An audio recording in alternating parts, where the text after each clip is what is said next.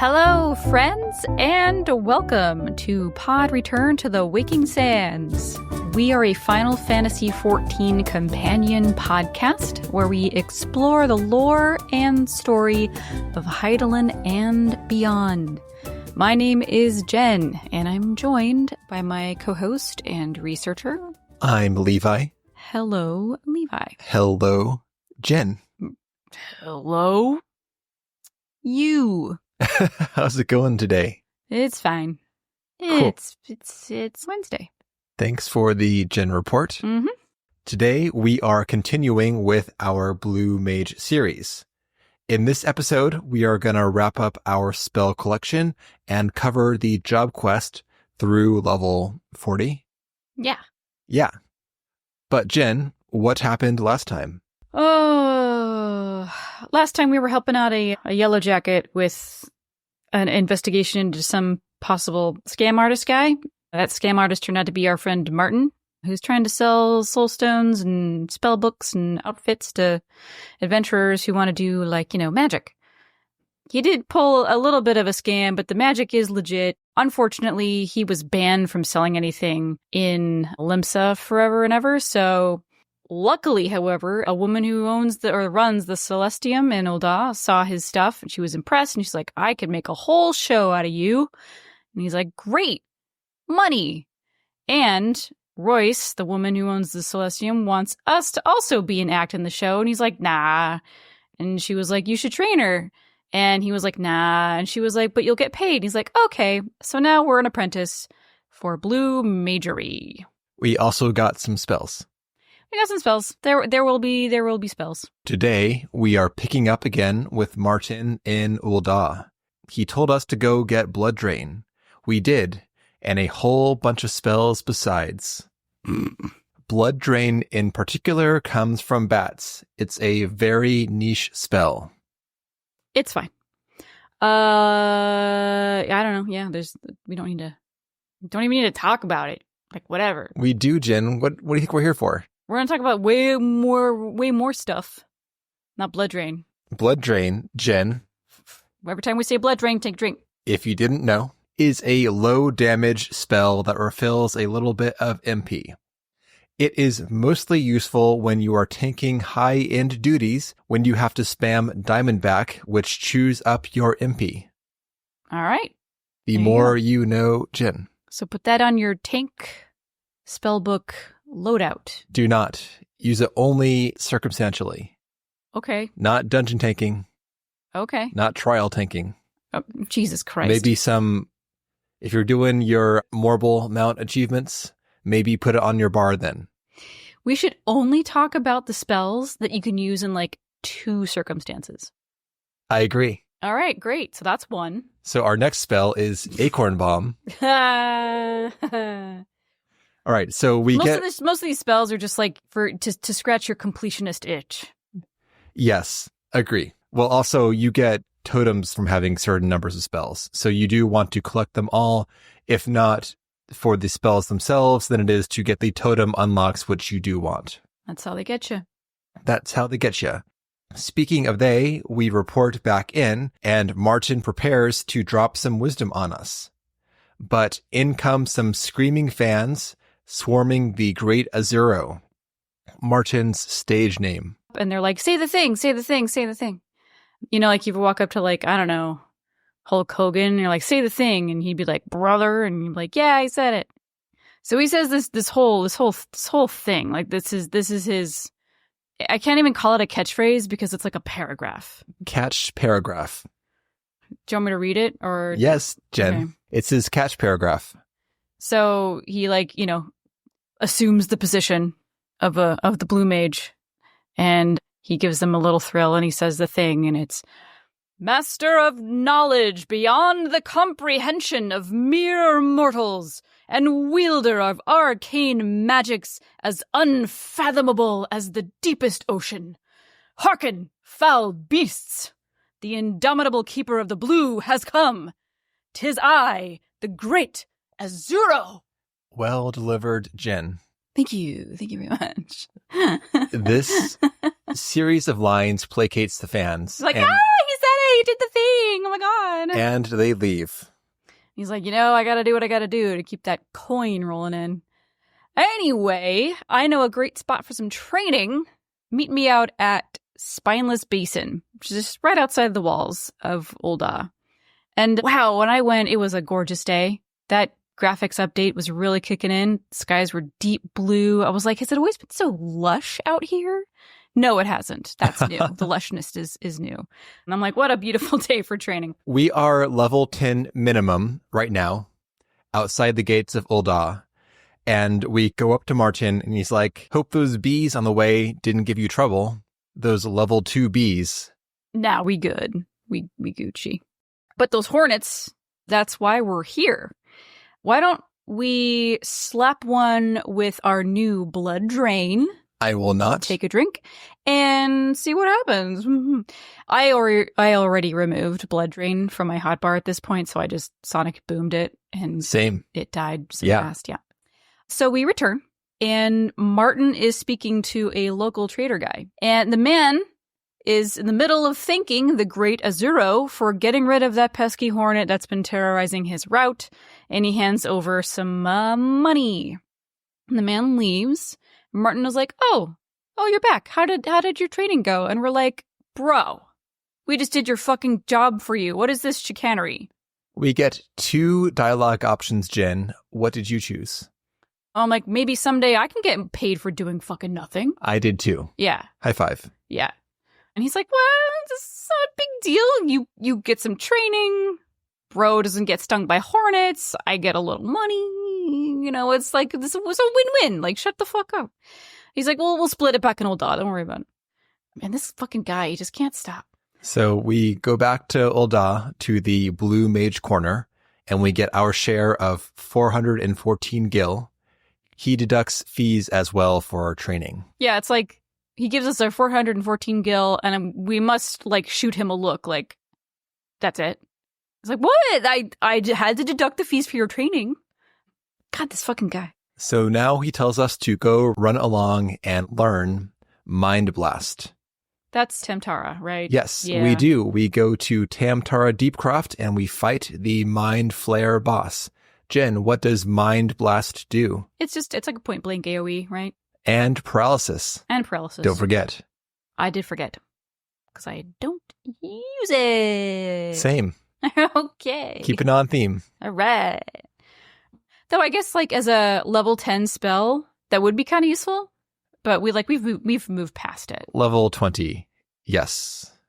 Well, thereabouts. Okay. You'd want to be level 17 you probably. You can't get into Tamtara at level 10. Unless you're Blue Mage, I guess you could. No, you cannot. Oh my god. Okay, I don't know. If you go there at level 10, you will get destroyed. You will die? Yes. Okay, that's fine. All right, so we get the Mind Blast, let's just say. So once we hit level 20, we go back and we're like, hey, we're at level 20 now. We got a couple of spells under our belt. How about some more of that training? Martyn is not super pleased to see us. He's like, that was quicker than I thought. Yeah, because we good. So once again, we head out to the Spineless Basin. It's his favorite spot. And he's like, okay, wait, what? I know what you're thinking. This is not another pest control gig, all right? This is totally different. It's totally different. 1, we've been paid in advance. 2, we're fighting moles this time, not hornets. And 3, you need to kill 2 instead of 1. So completely different. Off you go. And we stressed how this is supposed to be training. And so he's like, we'll throw some of your Mind Blast at them. I will not. I sonic boom them yet again. I used Feather Rain, Jen. Oh, that's fun. Take them down in one blow. I did. Actually, I was like, you know what? I'm going to do something wacky. So I did ice spikes or whatever it is. And I just waited for them to hit me and then get blasted in the face with ice spikes. I just stood there. That's really fun. Just doing a flex on them. Yeah, right? So kind of satisfying. Yeah, we kill them and we head back to Martyn and find him surrounded by some tough customers. There is a finery-adorned Lalafell, accompanied by a thuggish Highlander and a Hellsguard. This is a shakedown. They are demanding interest on the money that Martyn borrowed. We move to intervene, but Martyn tells us that he'll get himself out of this mess. by giving over all of his clothes. He strips down to his blue underwear. This is some really fancy underwear. It's like, they're like boxer briefs, but they're metallic blue. And they have this like cool, like cutout pattern on the bottom hem of each leg. Very, very fancy. Anyway, so the thugs have been satiated for the time being with this fancy costume. And, well, next time they won't be so generous. And he's like, this is Martyn. Thugs have left. I've been through worse and lived to tell the tale. He's not really phased. And he's like, we should go back to Ul'dah to celebrate me not getting killed. Know what will phase him, Jin? Back in Ul'dah, he's got himself a spare outfit, the cost of which will be deducted from his pay. I just want to comment too, like before we head back to Ul'dah, he's like, I've lived through worse, blah, blah, blah. And he's like, let's go back and celebrate. And he literally just walks confidently down the road in his underwear. And I think it speaks to his character. I just wanted to mention that. As he's telling us about his financial woes, a condescending voice interjects. My, this is a far cry from your days at the Arcanists Guild. Up strides a sea-wolf Rogadin wearing thick robes patterned with gold thread. Martyn says, Wustrak? What are you doing here? He is not drunk. Wustrak is the rose name. Oh my god. Wustrak is here on business. Very good business, apparently. I mean, he looks like he's, flush with stuff. He looks like he's got like vials and shit all over his coat. He heard about the masked carnival. A clear sign of wealth, vials, and shit on your coat. Exactly. Yeah, they don't just grow on trees. So while he's been in town, he heard about the masked carnival featuring a quote unquote Blue Mage, and he's like, "Oh, that's got to be Martyn." And lo and behold, so Martyn is like, "You know what? If you want to see the show, buy a ticket. Otherwise, leave me alone." All right. So like I don't know if there's like. It seems like there's bad blood, right? Maybe a little rivalry or something. There's some history with these guys. Either way, Wustrak leaves. Afterwards, Martyn explains that the two of them go way back. Their job at the guild, at the Arcanists Guild, was to research magics outside of Eorzea, such as the Wallachis. That's the blue magic tribe. But the Arcanists Guild had no interest in blue magic and cut off funding for further research. Martyn believed in it, though. He believed in the power of blue magic, so he funded another expedition out of his own pockets and then some. So now he is saddled with the debts of this second, presumably failed expedition. But Wustrak bailed on the endeavor, though, and started his own trading company, raking in the gill with his rich friends, doing gods know what. But enough about him. How about us? Go learn phase and come back.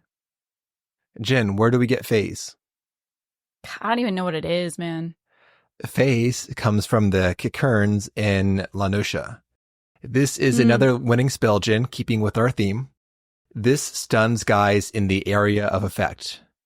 That's it. That's just like literally, stun. it's like this same shit. No, Jen, we have Bomb Toss, which does damage and stuns. This just stuns. My bad. Okay. For the record, Bomb Toss is also available at an earlier level. Okay. So now it's time we go and we get some more spells. We get to level 30 and we go back to see our trainer. Though this time... Jen, everyone knows that no spells were gained. We powered up Blue Mage, then we came back to stomp over Martyn's dreams. Let's pretend we're doing this right. This is the right way, I maintain. Okay. Well, let's assume you leave at level 20, you get some more spells, and you gain some experience, and you go back at level 30. This is what you would be greeted with. And we're like, hey, Martyn, and Martyn is very distracted today. He's really not feeling it. He actually asks if we can come back some other time, and he leaves. Royce shows up soon after, and she's like, oh, hey, how's the training going? Royce is the sunglasses blonde hair lady. She's our financier and also the organizer of the masked carnival. I'm like, yeah, it's going pretty good, I guess. But the conversation turns to Martyn. That's very diplomatic, Jen. She's like, cool, enough about you. Now how about my problems? Well, I mean, yeah, as far as problems go, she's got more of them than we do, I'm pretty sure. Mainly Martyn. Right. So his debt collector problems are starting to pile up, and while he says he's paid everything off, he's apparently been borrowing from other unsavory characters, and if his activities pose a threat to the Celestium, she needs to know. So she turns to his Mamuljaw pals, Latil and Gahul. Latul and Gahil? Sure. No. I think it's Latil. I spelled it wrong and I went back and I corrected it. I don't think I went back. I think, not checking notes, it's Latuljaw and Gahiljaw. Latuljaw, yeah. Called it. Yeah. Okay. And she asks one of them, like, do you guys have any idea what's going on with him? And Latuljaw says, Martyn has many secrets. Very helpful, thanks. And Royce is like, he sure does. Well, since he's off taking care of some quote-unquote things, let's go find out what those things are. So here begins the stalking mission. We find Martyn at the Alchemist's Guild. He swapped his blue Mage clothes, for some regular Ul'Dan garb. He barges out of the guild, and we trail him outside the city. We soon find ourselves outside the West Gate on the 80 Sins of Sasimo, those long stairs, and at the bottom he's hiding in the brush. And he is soon approached by a pair of hooded miscreants. One gives him a classic, you know the rules, money first. Martyn hands over some cash, then complains. This is costing me more and more each time, and the packages are getting smaller. Not our problem, mate, says the bigger one of the miscreants. Dream flowers are in short supply. In the distance, Royce exclaims, Dream flowers? She exclaimed very loudly. The miscreants have heard her, and they notice us spying on them. Royce tells us to go beat them up. We barge on into this top secret drug deal, and we go stomp some miscreants, no problem. And now Royce challenges Martyn about his goings on. She's like, bro, have you been making somnus in your free time? Do you have an addiction? Are you distributing? And it doesn't matter. It doesn't matter. We're canceling your contract. Somnus is a drug that we learned about in the Ul'Da intro. This is a drug that puts you into a dreamlike state. Too much puts you into a permanent sleep. But Martyn is like, it's not what you think. I've been making medicine, not somnus. And it's for the Wallaki. They're suffering from an epidemic, likely brought over by the Eorzeans. And I mean, for us, it's nothing more than like a common cold, but for the Wallaki, it's actually severely life-threatening, and it's spreading like wildfire. And a chirurgeon friend of his is doing all he can, but it won't be long before the disease, takes them all. The medicine is extremely expensive, and, it uses these really rare dream flowers. So, this is why I'm up in debt up to my eyeballs with all these nefarious characters, because you have to get these dream flowers, which are illegal. It's like trying to get like a butt ton of Sudafed, right? You can't, because you'll make meth. We now know his terrible secret. It's good intentions. Royce was like, bro, wish you had told me from the beginning. We could have worked something out. I could have helped you. And she thinks about it for a hot second, and she's like, you know what? I'm going to do that anyway. Martyn, you can continue at the Celestium, obviously. And I'm going to put you in touch with some people I know to source more dream flowers. And Martyn is like, holy shit, this is amazing. I'll do whatever you want. She's like, great, because I think we could do way more performances. The people want it. And la la la, happy times. Yep. Royce is now supplying drugs to Martyn. Martyn's getting worked to death. All good. Maybe? I don't know. It didn't even occur to me. She just has these handy Dreamflower contacts just in her Rolodex or whatever. It's a bit sketch. I guess, but she was the one who was like, I don't want your addict bullshit anywhere near my Celestium, Oh, I'm aware. It's not clean for sure. Rather, it all feels a bit too clean, as in I'm actually a good guy, not a shady guy, and my shady dealings are for good reasons, so put a bow on it, call it good. It's like a subversion of a trope, but also like a non-subversive subversion too. We'll learn in a second that because they process the dream flowers outside the city, then import like the dust is actually legal because apparently Ul'dah hasn't closed that loophole. Well, we have no idea how it's processed and what sort of like chemical compounds are made out of the, are a result of this particular process. And if like what you get in a processed dream flower is basically like, I don't know, rice vinegar or something, or powdered sugar, or, or like fucking baking powder, as opposed to like there's probably a different way of processing it that'll get you like the drug. Speculation. But right. Yes. Yeah. I mean, so we don't know why she's got contacts, only, maybe just because she's a fucking, a business owner in Ul'dah and she knows people, but also she would know like an alchemist, and that's probably something they use all the time. I mean, sure, it makes sense. I guess I just have like this innocent mind. I would never have thought of that because the game is so fucking wholesome, Except when it's not. Except when it's not, but then it's always very obvious about when it's not. Yeah, but I don't know. Sure. This is Jen being like, everybody's nice and great. And anyway, there's nothing here to confirm or deny either theory. It just seemed to me her concern is more about his having his head in the game. She might not want him to bring that bullshit to her arena, but it feels like she's happy to kind of exploit him. And also, we don't know shit about her either. I guess she doesn't turn on us or anything in this arena. There's nothing about Royce that says that she's a bad character, but also feel like the subtext is that she's kind of exploitative too.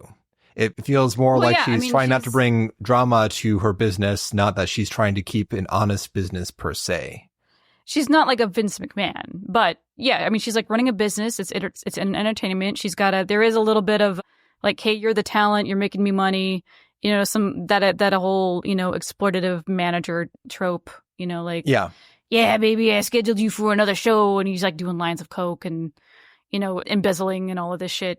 But she's not like that, but sure. Yeah, she is kind of pushing him because he's very popular and he's a moneymaker. There are two lines of obviously thinking about the dream flower source too. The fact that she has on speed dial an actual like legal workaround to the dream flower ban is sussy.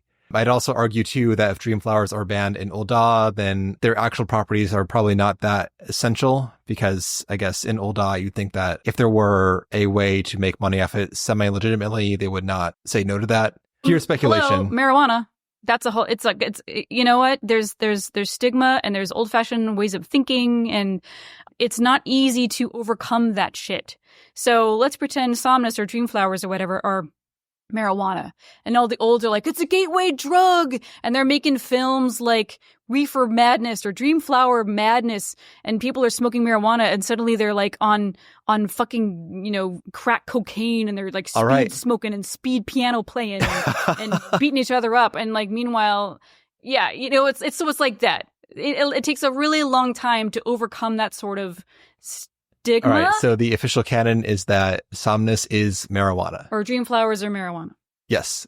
Done and settled. Anyway, but like all of these things, we drilled down way too far into this shit. Jen, and I know it bothers you when things are just like, hey, things are kind of shady, but now they aren't. Yay! And we all just move on. Thank you for joining me on this drug investigation journey. That's why I'm here.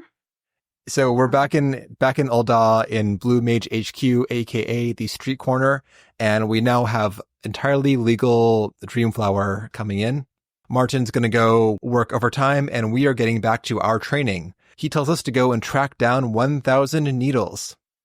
In my opinion, this level 30 quest is a bit late to be telling us to go pick up the spell. Its prime time is the level 20 to 30 range. At level 30, you're already in the two-shot kill zone, which is much less fun than the one-shot kill. Well, indeed. But we do it, we did it beforehand, and we truck on. At Blue Mage HQ, we hear from Latul'Jah that Martyn was almost killed. You say that so joyfully. Well, he's been performing nonstop to earn money for the Wallachi's medicine, and he's tired, he got distracted, and one of the beasts almost gored him to death. And so while we're talking to Latul'Jah, Wastrak returns. And he heard about Martyn's accident. He wanted to offer his services. And he's like, hey, I don't know if Martyn told you, but I'm also technically a Blue Mage, which makes sense. They researched together in the New World. Unlike Martyn, Wastrak really took to it. He was a natural. And Latoulja was like, yeah, he's like super good. So Wastrak offers to be our substitute teacher while Martyn is bedridden. And it's going to start right away. And he wants us to meet him out at Horizon's Edge. We do so. So we go to Western Thanalan and we find Wastrak. He's hanging out by a Magitech Vanguard. He says, don't worry about it. It's fine. His company works at a cerulean processing plant and maybe a little bit finds his way to the Empire. Maybe he doesn't. Don't worry your pretty little head about it. This here Vanguard fell off the back of a truck, so he had it restored to working order. His company has learned all they can about it. They restored it for research purposes. So it's been sitting around in a warehouse for a while and we're free to trash it up. He sicks the Vanguard on us and we take it down, no problem. This is where he kind of angles in with his agenda. So it's like straight up. It's like you're having a conversation with somebody, like at a coffee shop or whatever, and you're like, wow, this is a really nice conversation. And then they hit you up with like, have you heard the good news of our Lord and Savior, Jesus Christ? Have you considered working for yourself for 20 hours a week? He's like, hey, have you ever asked yourself how or even whether blue magic serves you? And, oh God, his opinion is that the Garlean advancements in technology is the way of the future, not our ancient ways of sword and sorcery. And he's not alone.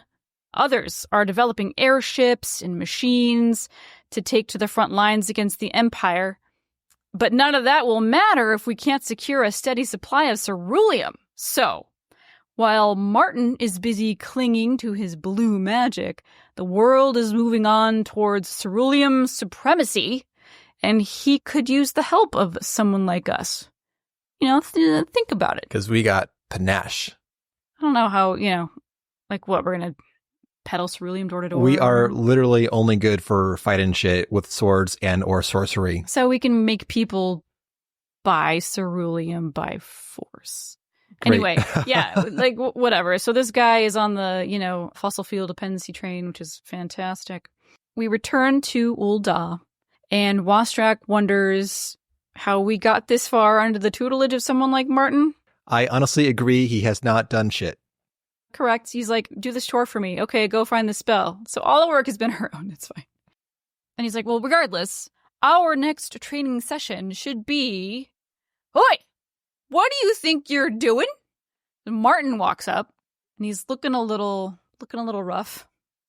Latoulja is like, bro, you need to be in bed. He's like, I'm fine. I can't stay in bed while my apprentice works to join me in the arena. And Wastrak assures him that they're doing fine. But I would like to offer you a proposition. He heard of Martyn's work with the Wallaki, with the medicine and everything, and he wonders why he didn't come to him for help. Martyn assumed that he'd be laughed off for proposing something that had no money in it.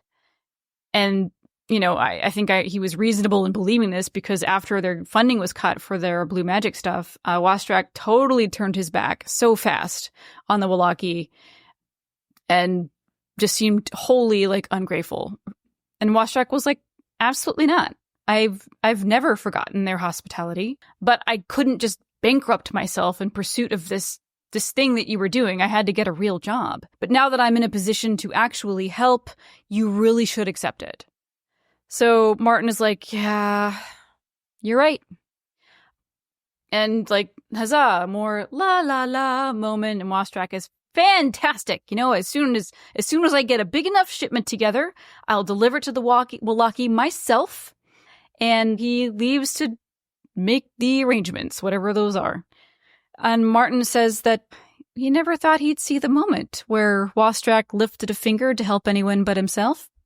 Perhaps there's some decency in him after all. But he's a little suspicious still about Wastrak's interest in our training, but he's probably just overthinking. Anyway, we should go get Glower next. It's one of his favorites. Why? Dunno. And Martyn is off to bed. We learn Glower from Coin Counter in Aurum Vale. It is an area of effect that also does paralysis. Are you serious? Yes. Fucking Christ. Just a bunch of, like, comatose people around us. Walking around, coma, coma, coma. And that brings us to the end of our questing for the day. Wastrak is a really good guy, and the Wallachie are going to be saved. What could go wrong? Well, there's still a level 50 quest marker, so there may be a slight wrinkle, but we'll worry about that next time. For now, let's talk about some more spell collection. Jen, last time we got the easy spells from field mobs and we started working on our dungeons. This round, we went full force on some level 50 spells. Let's talk about those extreme trials first. Oh, right. Yeah. So, okay. There's some shit you have to get from, it was Garuda Extreme, it was Titan Extreme. Titan is hard. It's Garuda and Shiva Extreme. Shiva Extreme. But Titan may as well have been Extreme because we had to do that thing like 27 times. 27 it just times. Would not proc. And the reason why it wouldn't is because obviously the two of us can't just go in as Blue Mages and like be fine in these fights. They're way too hard. Or they would have taken like half an hour as we like chip. So Levi was his main character and, you know, did all the damage. So let's try to get these spells. But that means you're not guaranteed to get the spell. In general, if you do a fight unsynced, then you have a small chance to learn the spell. If you do it synced, then you are guaranteed to learn the spell from a boss. But getting 8 people to do Garuda Extreme for Blue Mages is not an easy feat. Same for Shiva, so it's oftentimes faster just to unsync it and grind it out versus try to coordinate a party of 8 people, then get the clear successfully with those 8 people to get the spell. Right. We ran our Garuda and Shiva fights unsynced. Garuda was pretty easy. Yeah, there was one wrinkle where... Oh, the ads, yeah. Yeah, there's little like sidekicks or whatever. A timing of the damage you deal where you can sometimes make her summon her ads and then shift immediately into her raid wide. And when she gets the ad tether on her, apparently, she does so much damage from her raid wide that our level 50-ish Blue Mage, who was running it unsynced, even with Diamondback, got one shot. So the level 100 character, fine, Blue Mage could not survive. It was really hard to get the timing right, to like hit her with just enough damage to get to the right spot. Anyway, but we got that pretty easily. Shiva Extreme also wasn't too bad. Yeah, the spell from Garuda is Feather Rain. That's a good essential spell. Yeah. Must have. I think all of these are pretty much essential. Not the Titan. Just kidding. Nope. Shiva's good, though. Glass Dance is really good. Yes. That one was a little annoying because it happened so late in the fight. We did like 15 clears for your spell, Jen. It was, compared to Titan, I was like, that was fine. Oh my God. Because, Titan is annoying. Titan is boring. All pain has been wiped away for Jen because Titan was so much worse. But also, Titan was boring. Shiva is boring as shit. The Blue Mage just sits around doing nothing. I don't know. I still had to dodge AoEs and stuff. The unsynced character has to hit Shiva hard, kill the 4 ads, wait for the phase change, sit around being beat on for about 45 seconds until she eventually pulls out her bow, does Glass Dance, then you kill her and hope you get the spell drop. Yep. It took us 15 or so tries, Jen, to get your Glass Dance.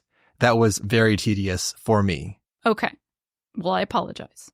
Accepted. Titan was just really boring because he like what like let's get there's some setup for Titan. There's a whole story there. It's not just like bam Titan.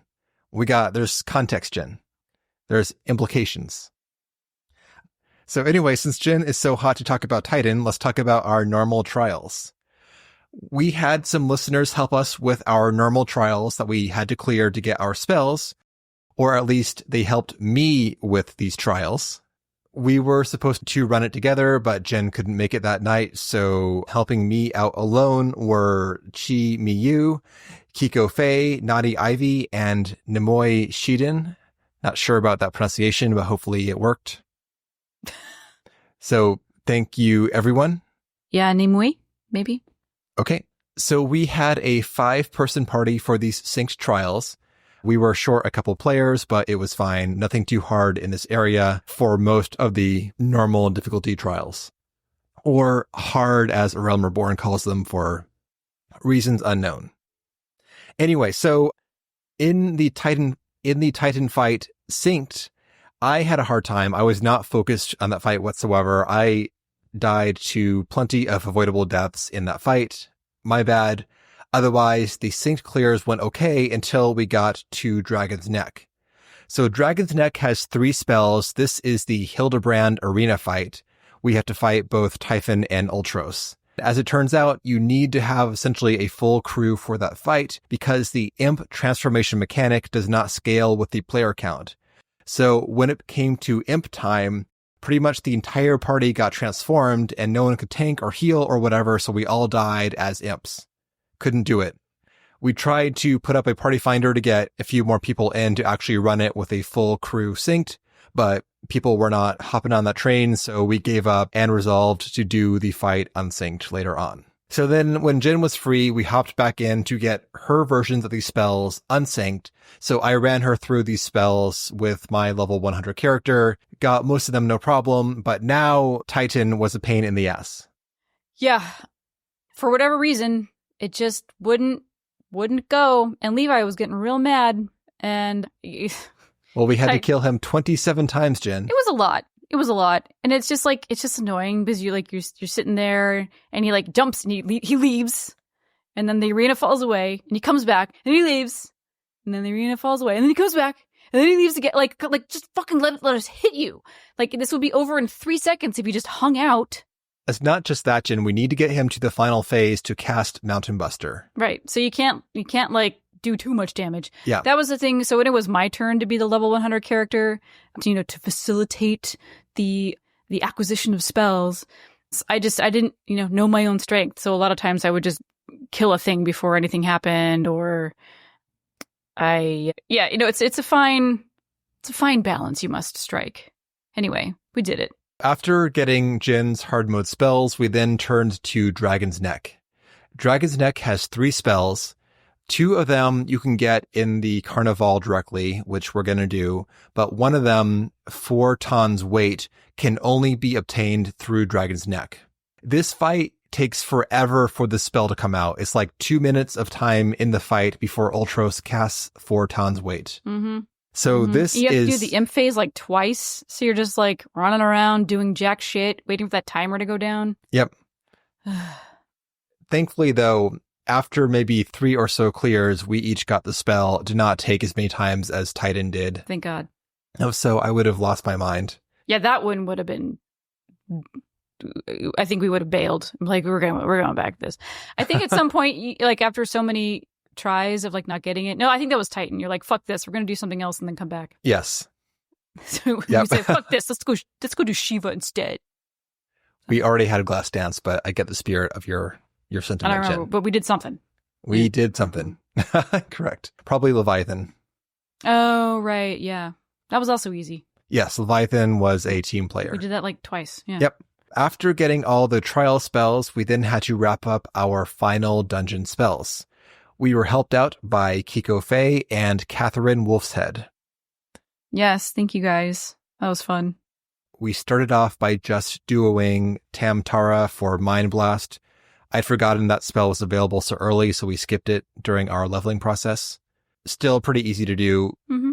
I think I did it when my first Blue Mage, at level with just the shitty spells at that level. You just need to have White Wind and Mighty Guard and you're okay. It's not fast, but it's still doable. Mm-hmm. It's a pretty easy dungeon. But yeah, with the 2 of us, with all of our level 50 kit we had at the time, no problem getting that duoed. Easy. Then we had our bros hop on to help us clear Hawk Manor for Abyssal Transfixion. Mm-hmm. And then Temple of Karn Hard for Cactguard. Oh, yeah. I'm hey, we were just here.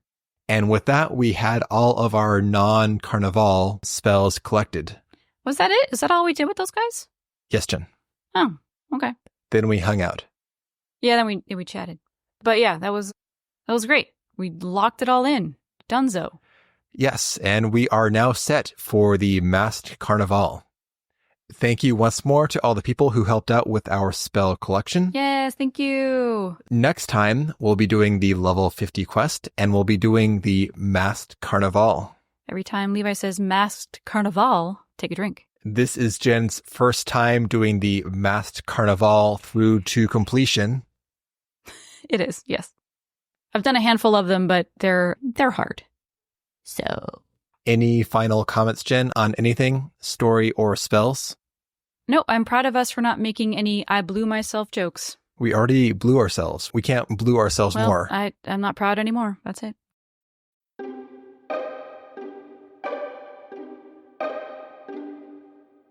And that will do it for today's episode. Thank you all so much for listening and just saying no to Dreamflower. If you'd like to get in touch with us, you can at podreturnffxiv@gmail.com. Check us out on Blue Sky at podreturnffxiv. Check the show notes for our Discord. You can pop in there and share your clams, share your pets, join us for group runs, all sorts of good stuff. Everybody is super awesome, and we would love to have you. And last but not least, our Patreon, patreon.com/podreturnffxiv. And for $1 a month, you get access to all of our other stuff. We have our seasonal episodes there and our Final Fantasy XI series, Vanadiel Van's Planar. So give it a listen. If you are currently in endgame Dawntrail content, it would be really helpful for you to understand what's going on in the new Alliance raid. So just FYI. And with that, we hope you enjoyed the episode. Have a good day or night, and we will see you next time.